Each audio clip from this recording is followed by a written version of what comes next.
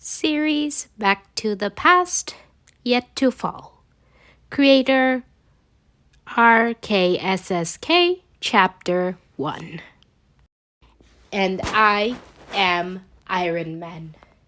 Time, space, reality paused in the bright white. It is not much of a choice. Very few have managed to get close to all six of us at once. And not all of them offer a good choice. It's almost too easy.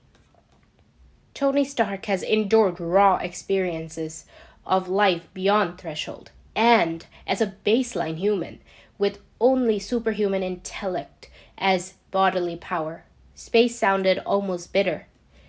The proximity via the arc reactor to Tony Stark provided enough proof of his love and worthiness to space, much before the final snap put a loud display to the universe. Free will is already being bent here.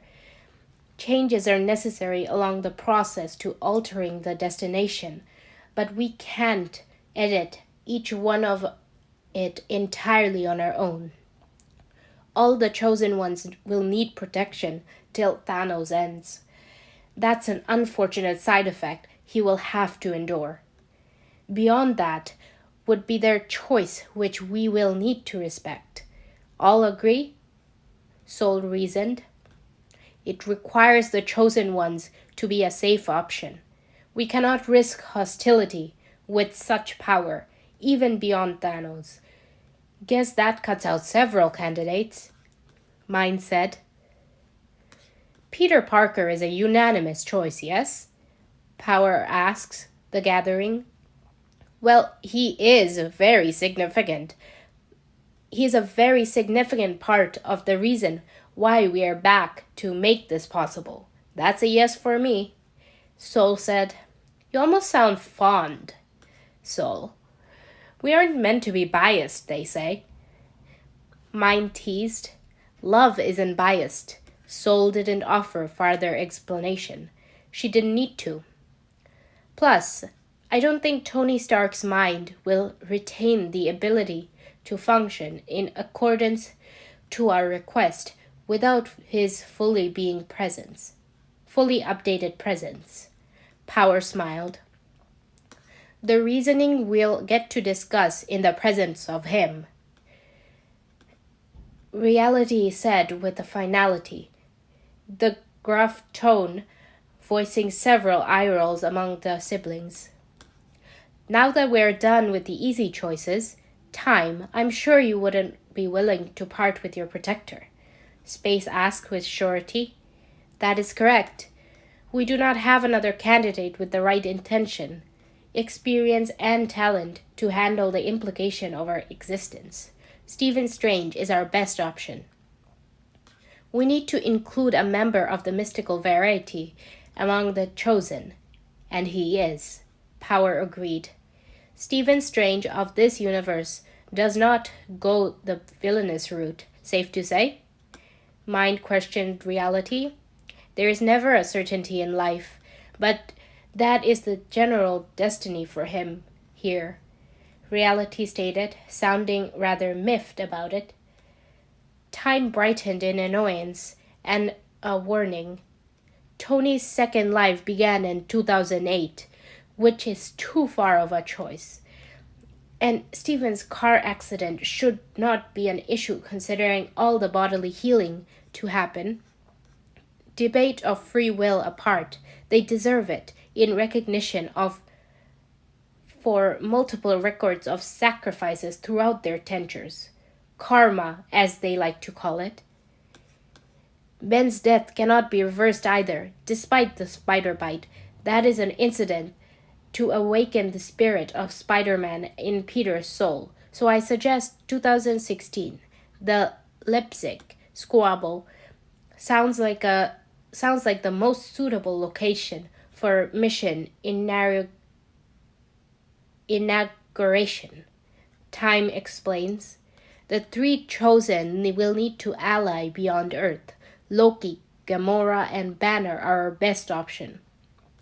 We cannot risk giving them power exceeding their own, but they do prove good choices after their own action in the matter. Memory shall remain unaltered. Mind declared. Okay then, that's enough pre-planning. We're good. See y'all in a minute, Power joked, and the others smiled. I understood that reference, someone muttered as the white faded into day. Chapter 2. Tony Stark did not want to die, but he could not wish for that. Neither could he wish to the stones for death, even Thanos's. He was called the Merchant of Death for a reason, but he became Iron Man to eliminate the same reason. He did not wish to kill, but he did when he had to. So he wished to eliminate the motive of the situation that led him to the crossroads. He wished to destroy the idea of Thanos, and if that killed Thanos and allies, so be it. It was war, after all. When Tony finally snapped and White consumed him whole, all he could think of was a playing reel of lost opportunities of the past and the future. Then he opened his eyes. When did they close? Next registered the lack of pain. His body felt better than it had in decades. Heaven, then? Oh, the scientist in him snorted at the thought. Wait, why would the suit follow with him to the afterlife? He was Iron Man, but not that much, was he? A stray thought escaped to think of his wife, who had always been his best motivation against becoming more than Iron Man, than Tony Stark. Maybe even a little too much to be called mere motivation, though the point stood. He hoped his family had a good life going forward. He could probably try requesting Satan for a visitation pass. Tony Stark would be expected to be chummy with Satan, right? With a familiar sensation of self-awareness, cleared his senses as he realized he was right. This was indeed hell. Of course it was. Who was he kidding? Leipzig.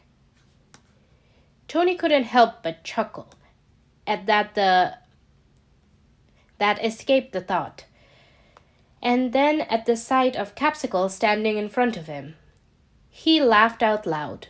Hell couldn't be designed better, but oh well, not a bad choice.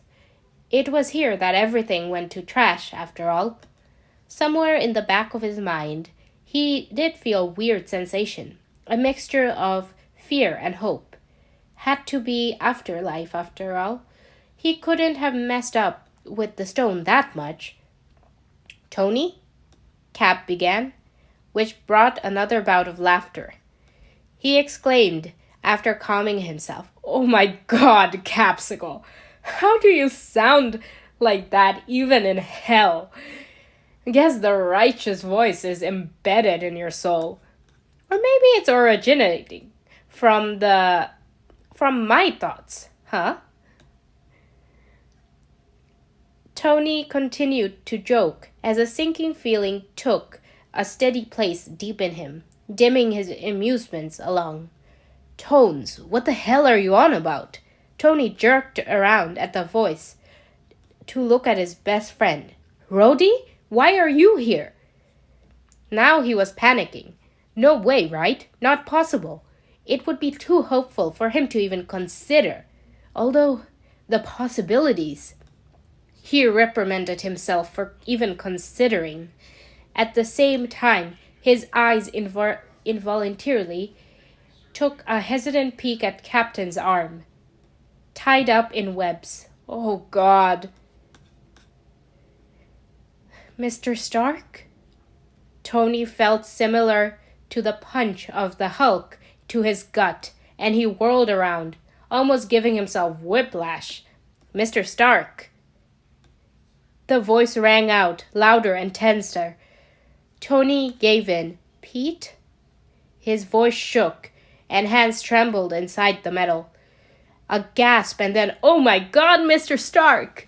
A body slammed into him. He saw Cap tensed for a fight and the sudden action. Rhodey moved to his direction as if to separate them, but staggered at the sight that followed. Tony's arm went around the kid, around the warmth, and a gauntlet raised in reflexive protection. His mask must have had the same expression for everyone to pause in the way they did. He thought before clenching his lid and breathing. The suit smelled so new. A loud sob escaped, followed by whimpers. Tony, Tony, Tony, almost as if in physical pain. Tony's heart broke at the sound. He never wanted to hear from the masked kid. Is it really you, Ruse? Tony cupped his face as his own tears escaped. He found himself unbothered by the audience to his action. Nothing was more important. Pete nodded frantically and composed himself with a final sob. You died. Tony felt more than saw several bodies in the background still at that. I know, I'm sorry. I'm really very sorry, Bambino. Peter didn't care as he cried, You died, Mr. Stark, died. I heard your heart stop. I was right next to you, and I did nothing. I couldn't do anything. I heard your heart stop. I never wanted to hear that again, please. Tony swore right then to try his best and never let his kid sound so wrecked ever again. He had never intended to in the first place. Peter, Bambino, I'm right here. I'm okay. You're finally here, back with me. We're okay. We're back. And we'll stop it now. He won't take you away from me ever again. Peter froze and lifted his head to look around. Spidey eyes widened. Mr. Tony? How? It's the airport. Oh my, it's 2016. Mr. Stark! Tony laughed at the absurdity of it all. Yes, Pete, it's 2016. We are back. And I'm blaming it on the stones. The laughter brought the others out of their statues. Tony shifted Peter to his side with the arm thrown over his shoulder. Holding him close, Natasha spoke first. Tony, are you suggesting fiction? Tony realized her presence and felt hope rise again. He smiled, his rare, genuine, won her way. They had not always been the closest friends. She did betray him, the spy way, multiple times, but they cared about each other truly. Death was not good on her. Natasha narrowed her eyes. He must have expressed much more than he meant to. He replied to change focus. That's exactly what we mean, Natasha Lee. Do you think you could convince Capsicle to come with us to a safer location for relevant discussion? Natasha frowned, probably in confusion because of the truth on his face, but with the obvious impossibility of his claim. For the first time since T'Challa spoke, I cannot allow that, Mr. Stark. Barnes, you're kidding, Highness. James Barnes were not responsible for the bombing. Helmut Zimmel, a Sokovian hell-bent on destroying the Avengers, framed him for it. I can send his probable location for you to confirm. I will need you to trust me on this for now. Would you have preferred for you would have preferred for you to join the discussion to follow, but I know you can't, so please contact me when you're done with the matters requiring immediate royal interest. The proof and contact information will be sent to the princess, and I don't mean any disrespect with that reveal. That was proof of significance for the subject in question. I hope you understand.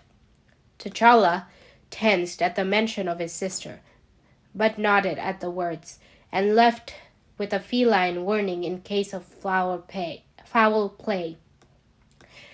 Tony quickly asked Friday to send him the coordinates of the Siberian bunker. What the hell is going on? And what the fuck is it about you dying? Peter flinched, and he tightened his hold. Rhodey, can we please leave this place? I don't want the team in the asshole's raft. Every moment we stay here is getting that possibility uncomfortable closer to real. Rhodey, his precious Rhodey, agreed without further argument. His rigid face held inflection of wanting to tear Tony another one, all in ways showcased to nobody else, and in plain sight. He realized yet again how much he owed Rhodey for the trust and love the man constantly delivered. Natasha expressed her eyes once at Clint, and he nodded. That pair did not deserve the ending they got in the past. Future? And Tony would make sure to never let it happen again. Steve, Tony is not lying. I don't understand. Whatever it is that's happening right now, but you're on that other side, Nat. Can't risk it with Bucky. Sorry, but we're leaving without a good fight. Oh, for God's sake, Captain Rogers. I don't blame you for worrying about your friend, but that doesn't give you a free pass to damage public property or risk civilians like you have been doing. Mr. Stark only wants you to be in the loop with every information. He paused to glance at Tony for permission. Tony would never be able to touch the topic without being in high emotion. He sent a nod, stayed impossibly still. Peter turned and bore his eyes deep into the Cap's soul. He doesn't like to hide things from his teammates or friends. Cap's lid lifted to show a bit more wide than he must have intended. Tony addressed his concern before he could start prematurely. I don't think you, him, or I like to have that conversation out under the sky like this. The mask rose to Natasha's face with speed he has never seen before. Tony reveled in the tiny bit of satisfaction at her realization regarding Rogers. Get Birdbrain too, and Barnes, Rogers.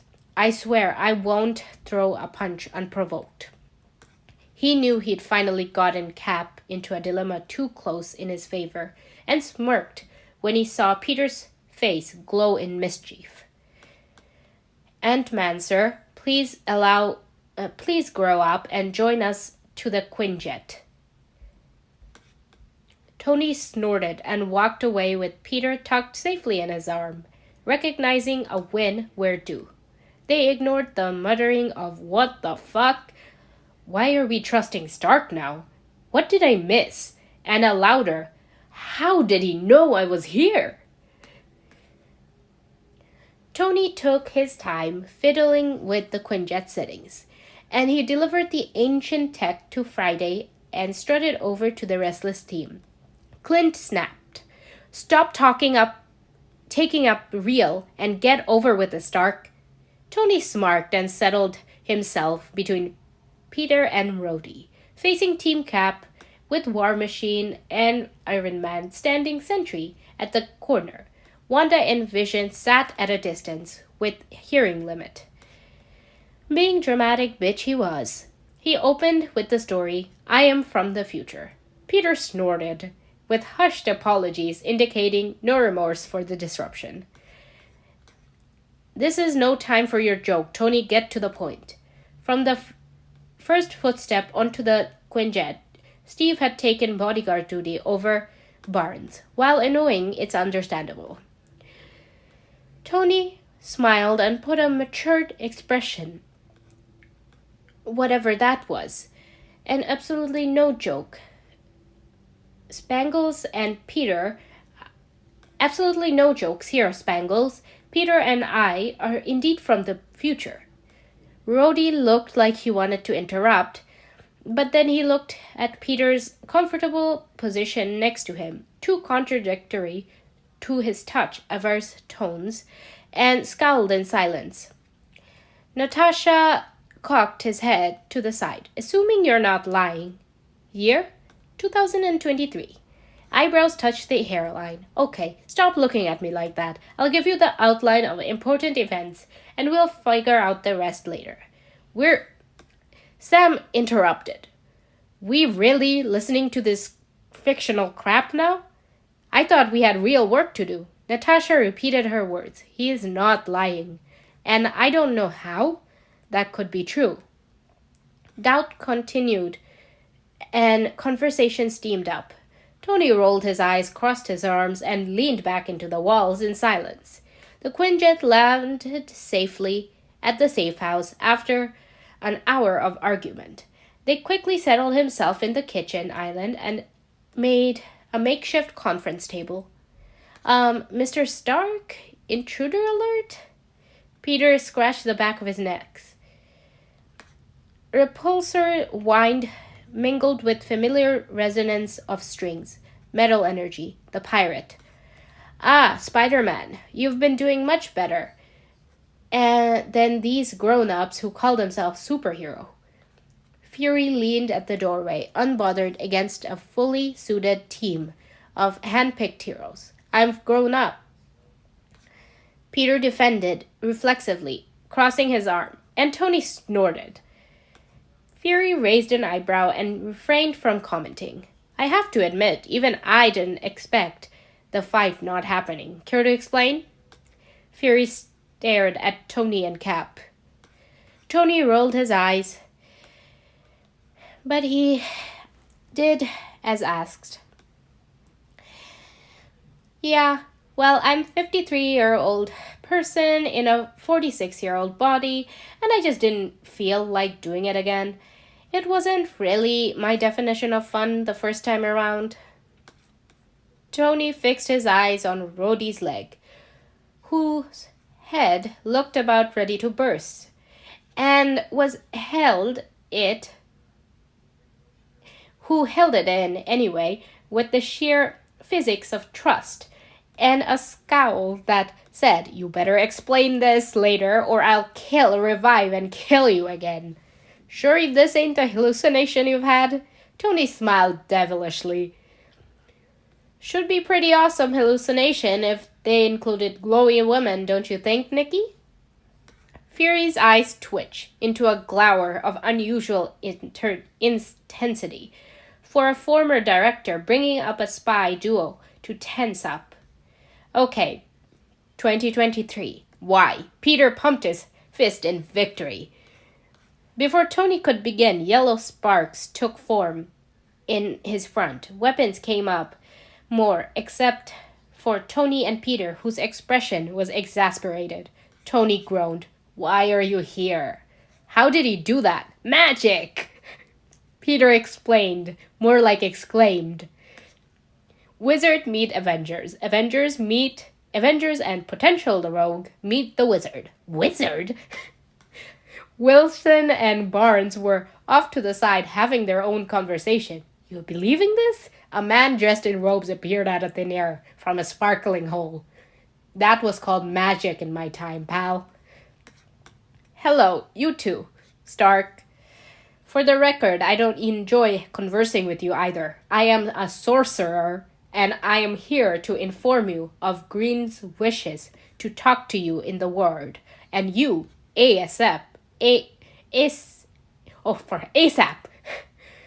So, Be quick with your story to the thick ends. You have 4 hours. Growls against the hostile term used against the potential rogues went ignored. Who is green? Oh, of course, it's them. Okay, I believe they send you along. Are there any more? Does he mean time, Mr. Stark? Peter whispered. He nodded. None of Earth, but there should be. We'll have to ask them. I won't wait a minute longer than 4 hours. Nice to meet you again, Spider-Man. Yeah, well, I haven't decided if it's the same for me, but I guess you were doing your duty. Won't let you make that choice again without a fight to my very end, though. I promise you that. Bye, Clokey. Peter waved at the piece of cloth that Tony swore reciprocated. Strange pursed his lips, nodded, and vanished. What the fuck? Yeah, that's the Sorcerer Supreme of our planet, aka the leader of the super secret magic gang. They protect the Earth from magical threats like we do from science ones. He's a pain in the ass. There's another one and a mini him. Dear God. Clint looked ready to flee. To his chagrin, Peter visibly brightened and squealed in joy. Jaws dropped, and Tony tried not to cry. How old are you? Natasha asked. Tony interrupted whatever Peter planned to say. That's none of your business, Natasha Lee. She's the Black Widow, and you called me by name. There's no way they won't find out. It's okay, Mr. Stark. Peter removed his mask and faced the others with confidence, too Stark-like. I'm 16 in my head. That makes no sense. You don't look 9 years old, are you? Sam concluded with an incredulous expression. Oh no, my body is 14 right now. I'm surprised by the lack of child soldier comments. That is unexpected. Peter taunted, mainly towards Rogers. Stevie technically was a child when he started with his military application. He doesn't have an advantage. While you may have been a child and deserve to live your life as one, that doesn't quite equate yourself with civilians. Being enhanced changes how rules of society apply. Barnes involved for the first time, Tony found himself forming a preference for this super soldier, better than the ones he'd been friends with for over years. How can Tony be 7 years older and you too? Are you not from the same time? No, we're both from 2023, Tony answered before meaning caught up to him. And just like that, he was on a destroyed planet with ashes. Mr. Stark, I don't feel so good. I don't know what's happening. I don't want to go, sir, please. Please, I don't want to go. I'm sorry. No, not again. Please, not Peter, not this kid, not his kid, not his son again. This could not be happening again. Tony desperately wished to turn into ashes this time. He wouldn't live in a world without his baby.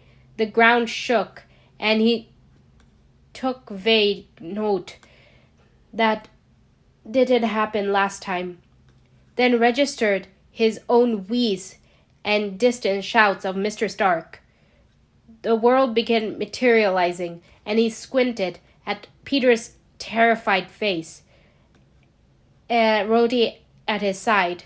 Oh, a panic attack. He'd fallen to the ground, choking, as a free exhibition to the Avengers. Nice. But Peter, his kid, was alive. He didn't lose him. Mr. Stark, it's Peter. You're on Earth. It's 2016. We're at your safe house. Can I touch you? Peter could touch him. Peter was not dematerializing. No ashes. He could hold his Peter. Tony held a pair of trembling hands and dragged the boy into his embrace with all the hyper-toxic strength he could muster. Peter, without hesitation, returned it stronger, placed Tony's hands on his chest. "Follow my breathing, Mr. Stark. I'm here. We're okay." Peter's shaky voice pushed the last trace of panic away, and he finally took his first proper breath, lifting himself up. "You're all right." From the flinch and the look on Peter's face, he had identified the trigger. "Oh." Tony choked out a snort. "Yeah. There you are. Yeah." Peter instantly looked down, with big fat tears ready to spill again. "I'm sorry." Tony's breath hitched at the echo. "No, no!" he shouted, shocking everyone. Rhodey held him before he fell again. "No, don't say that. Don't repeat that sentence ever again. I don't want to hear it. Please." Tony begged, wide-eyed. Peter, still in his grasp, shrunk into himself in guilt.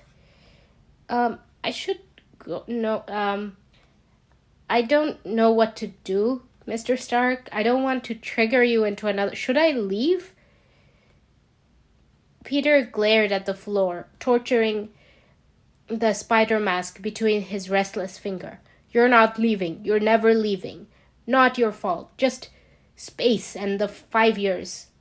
It wasn't good at all. Do not recommend. How I survived that should be on BuzzFeed Unsolved. There were a few good times. Good stuff. I'll tell you later. Just stay here for now." Tony combed through his curls. Peter leaned into his touch. "What was that, Tone? I've seen your panic attacks. You didn't respond. You weren't even there. Complete flashback. What happened?" Tony's bitter laughter brought the frozen team back to life. Even Fury looked disturbed. "Huh? Oh, wow. The expression tells me how big of a performance I put up. Never mind. Sorry for freaking out like that. That wasn't a good one. Been a few months since I had one of that intense. Let's get this over with so I don't have to repeat this story over again. Or I could do it. I don't know the details about 5 years. Should matter now. They only need to know what happened. You can tell us how later when warranted," Peter suggested. Tony thought about it and peered at the swirls and blurs of his line of vision. He had gotten closer to Peter in the 2 years before the snap, which was how the whole son emotion came to become so heavy. He had shared with Peter all about his life, the Avengers Accords and Siberia. Spider-Man had not been chill about that. "Okay, Rue, I want to say something before they get cocky and accuse me again of narcissism and shit. I realize my mistake and have already faced more than what I deserve. Y'all did worse, though." The Avengers, if shocked before, now looked flabbergasted. Tony had never been vulnerable like this. "Oh, whatever. Go on, Peter."